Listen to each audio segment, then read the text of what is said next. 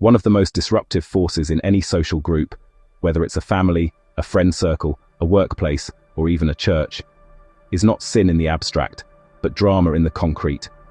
By drama, I mean that recurring tangle of misunderstandings, rivalries, passive resentment, indirect communication, and emotional heat that so easily builds between people who are meant to walk in peace.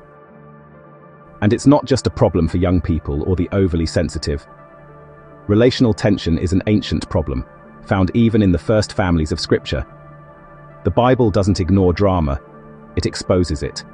It gives us patterns, stories, and divine insights to help us understand not only where the drama comes from, but what God might be trying to teach us through it. Consider the early life of Joseph, son of Jacob, in Genesis chapter 37. Joseph was the 11th of 12 brothers, born to Jacob in his old age, and the firstborn of his beloved wife Rachel.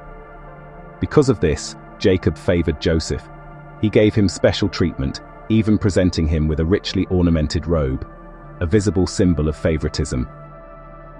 Joseph also had vivid dreams in which he saw his brothers bowing before him, and he didn't hesitate to tell them what he had seen. The family lived and worked closely together. They were herdsmen, tending flocks as a team. That meant spending long hours in the fields, sharing labor, living quarters, and constant proximity. Joseph, perhaps seeking favor or simply speaking honestly, brought negative reports about his brothers to their father. Over time, this combination of physical closeness, shared work, and emotional tension became toxic. The brothers grew to resent Joseph, not just because of what he said or did, but because of what he represented. Their father's love for him was a wound. His dreams to them sounded like arrogance, and the more time they spent around him, the more those feelings hardened into bitterness. Eventually, they conspired to strip him of his robe, throw him into a pit, and sell him into slavery. Now, if we look at this story through the lens of coexistence, we see three factors at play: social proximity, shared activity, and emotional familiarity. These brothers lived together, worked together, and knew each other deeply. Each of these factors intensified the others. Being close physically made it harder to escape emotional pressure.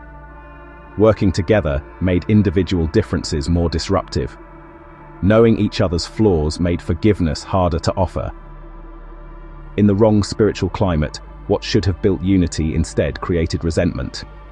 This is the logic of drama by coexistence. Each relational tie becomes a point of friction when love is not present. But coexistence does more than create friction, it amplifies whatever is already there. When the atmosphere is generous and grace-led, coexistence deepens trust. But when the atmosphere is competitive or insecure, coexistence magnifies comparison. And when the atmosphere is wounded, coexistence accelerates hostility. This is the triadic pattern at work. Closeness, shared labor, and emotional knowledge intertwine, and if even one of them bends toward negativity, the other two follow. The brothers do not merely dislike Joseph, but their proximity reinforces their resentment, and their resentment reframes their proximity. Each element feeds the others. This same pattern plays out in our lives. Consider any group where people spend long amounts of time together. Families, roommates, co-workers, friends. When we share space and tasks with others, the potential for friction increases. We notice each other's habits, we make judgments, and we start interpreting words with suspicion. And without grace, small irritations begin to feel like personal attacks. The very closeness that should build affection begins to drain it. That is when social proximity turns into emotional volatility.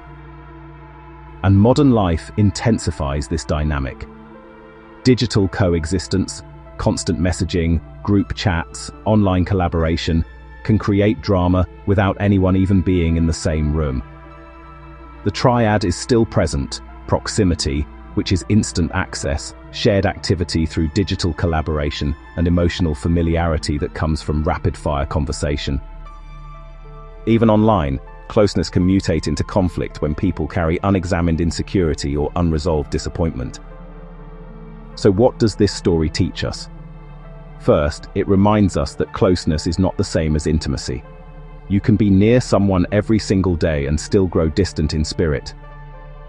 Second, it shows us the danger of unexamined emotion. The brothers never dealt with their jealousy. They just let it sit, then feed on every interaction. Third, it points us to the redemptive possibility of honesty and restraint.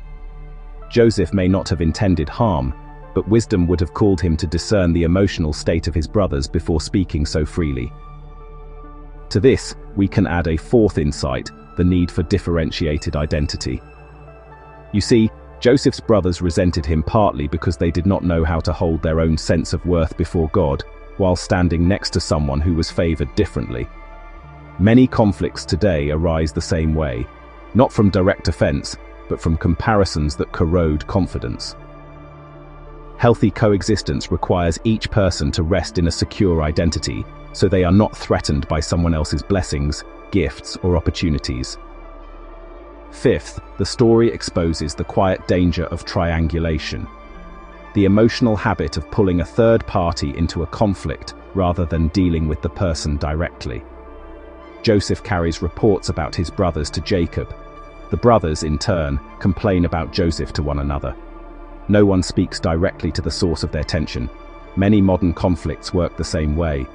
We vent sideways, subtly recruit allies, and create emotional coalitions instead of having truthful, gracious conversations. In your own life, are there relationships that have grown tense simply because you're around each other all the time? Has unresolved familiarity led to contempt? The remedy isn't just space, it's spiritual maturity. Jacob's family needed more than physical separation. They needed humility, confession, and healing. So do we. Drama is common, but it is not inevitable. When we live in close proximity, we must also pursue graceful boundaries, honest communication, and spiritual charity. We really do need to learn to diagnose our emotions before they harden, to honor others' differences without insecurity, and to practice restraint in speech when our hearts feel volatile. Only then can shared space become a blessing, not a battleground. And perhaps the deepest encouragement is this: the God who redeemed Joseph's story can redeem ours. Even when coexistence fractures into conflict, God can transform it into a story of reconciliation, wisdom, and growth. The triad that once created division can, by grace, become the triad that produces maturity. Proximity that fosters empathy, shared activity that builds trust, and emotional familiarity that deepens love. May we learn to turn closeness into understanding, routine into cooperation, and familiarity into compassion, so that the people we live and work with become partners in peace, not participants in drama.